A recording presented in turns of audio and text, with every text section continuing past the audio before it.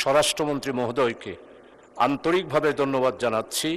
প্রস্তাব করছি যে পাবলিক গ্যাম্বলিং অ্যাক্ট 1867 রহিত ক্রমে জুয়া,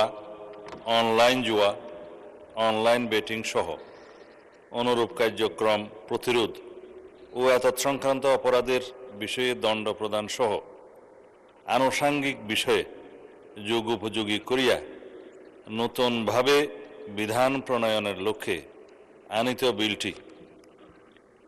বিল জুয়া প্রতিরোধ বিল 2026 স্থায়ী কমিটি কর্তৃক সুপারিশকৃত আকারে অবিলম্বে বিবেচনার জন্য গ্রহণ করা হোক।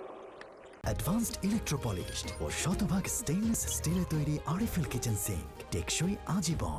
সংশোধনীতে সাধারণত প্রায় 4-5 মিনিট সময় পাওয়া যায় মাননীয় স্পিকার। তারপরেও আপনি যেহেতু নির্দেশ দিয়েছেন, আমি 2 মিনিটের মধ্যে আমার জনমত যাচাই সংশোধনী সবটাই আমি 2 মিনিটের মধ্যে শেষ করব।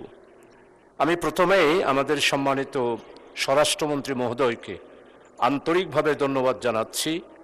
উনি একটি জাতির এই ক্রান্তি লগ্নে যে এই জুয়া নিয়ে আমরা সবাই জানি 2008 সাল থেকে শুরু করে 2024 সাল পর্যন্ত, বিশেষ করে 2017-18 সালে এই জুয়া বাংলাদেশে তৎকালীন সরকারের পৃষ্ঠপোষকতায় যে এই জুয়া সারা বাংলাদেশে কেশুনি থেকে শুরু করে সারা বাংলাদেশকে অর্থনীতিকে কলাপস করে রেখেছিল, সেইখান থেকে আজকে জাতিকে উদ্ধার করার জন্য আমাদের মাননীয় স্বরাষ্ট্রমন্ত্রী এই জুয়া প্রতিরোধ বিলটি 2026 আজকে যে আমাদের এখানে নিয়ে এসেছেন, এই জন্য আজকে আমরা সবাই যেই উদ্বিগ্নের মধ্যে ছিলাম, অর্থনৈতিক দিক থেকে আমরা যেই অবস্থার মধ্যে ছিলাম, সেই জন্য উনি বিলটা নিয়ে এসেছেন। বিলটা অত্যন্ত গুরুত্বপূর্ণ।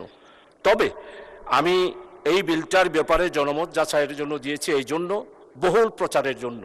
অর্থাৎ একটা বিল পাশ হওয়ার আগে জনগণের কাছে যখন আমরা এটা প্রচার করব এবং জনগণের কাছে আমরা সরকারি বিরোধী দল সমস্ত মাননীয় সংসদ সদস্যরা এটার সপক্ষে যখন জনমত গঠন করতে আমরা যাব, তখন জুয়ার বিরুদ্ধে অতীতে যেইভাবে মানুষের মধ্যে একটা বিরূপ প্রতিক্রিয়া ছিল, সেটাকে আমরা আরও তীব্র থেকে তীব্র আমরা গড়ে তুলতে পারবো।